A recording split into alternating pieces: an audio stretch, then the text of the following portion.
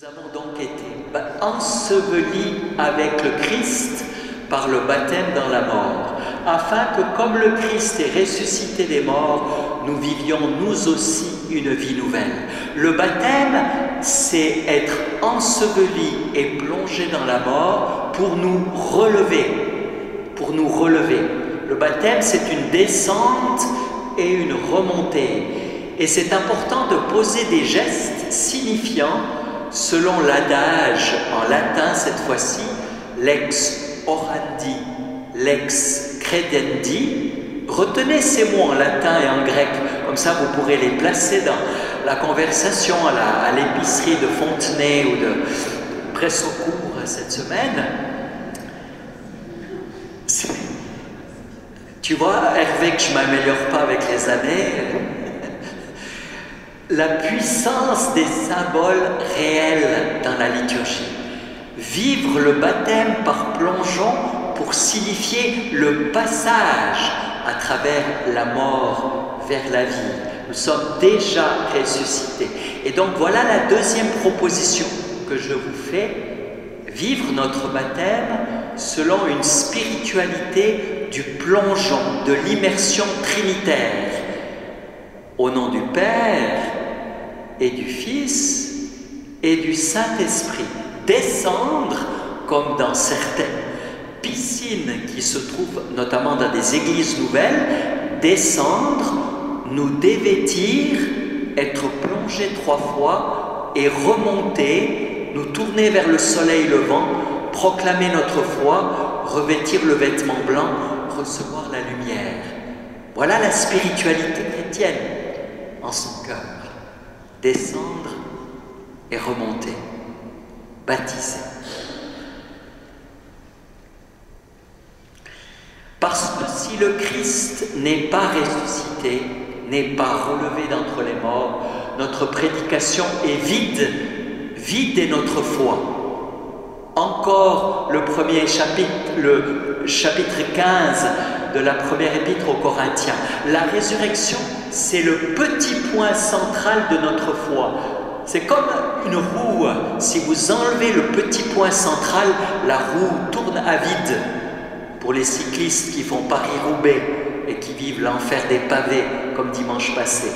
Le kérygme, c'est-à-dire l'annonce, la proclamation du mystère pascal de la mort et de la résurrection du Christ, c'est le cœur. C'est ce que j'essaye de développer dans mon petit ouvrage intitulé « Le mystère pascal, aller au cœur de la foi ». C'est le centre du centre. Nous sommes vraiment là, au centre de notre vie.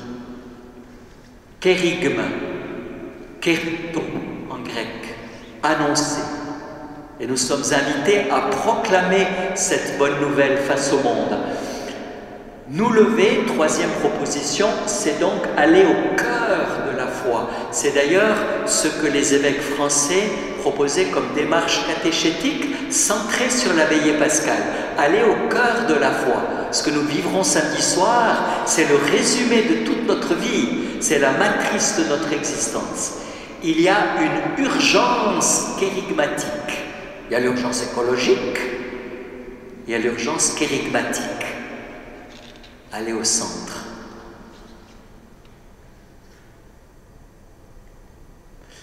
Et nous lever, c'est passer par une série de morts et de résurrections. Nous sommes déjà ressuscités.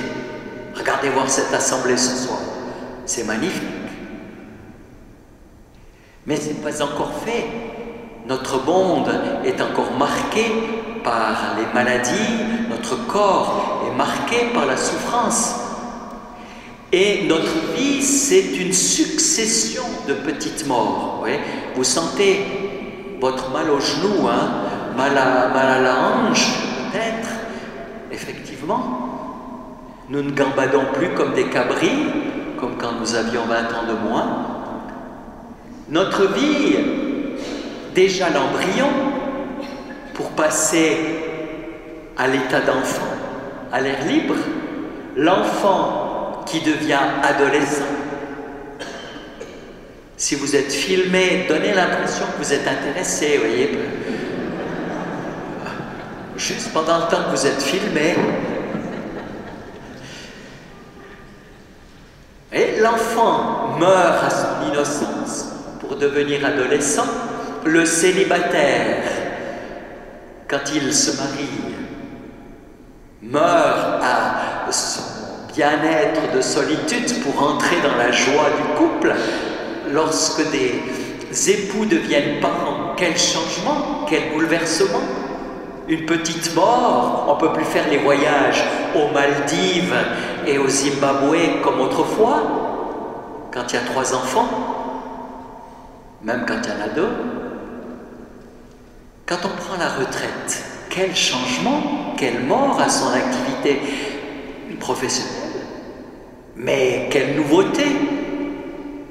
Je disais au mouvement chrétien des retraités cet après-midi, vous avez des grands-parents qui sont encore plus overbookés que ce qu'ils étaient lorsqu'ils travaillaient. Pas dans le Jura, mais ailleurs, vous voyez.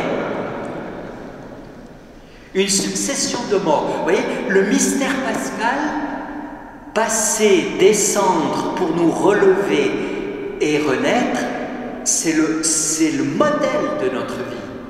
C'est la matrice de notre existence. Comme le papillon, la chenille doit mourir à son état de chenille pour libérer le papillon. Il s'agit donc de mourir à tout ce qui nous empêche d'être nous-mêmes. Ça, c'est le théologien Adolphe Guéchier, un théologien belge, qui dit « Le salut consiste moins à nous libérer de nous-mêmes qu'à nous libérer de ce qui nous empêche d'être nous-mêmes. » Je trouve ça magnifique. Et mourir à ce qui nous empêche d'être vraiment nous-mêmes, c'est ce que Dieu, par son œuvre de salut, veut réaliser entre nous. Toute notre existence est pascale. Nous sommes invités à une spiritualité de l'Exode, ce que nous rappellerons demain soir en lisant le repas pascal des Juifs, le rappel de la sortie d'Égypte. Nous lever en passant par une série de morts et de résurrections.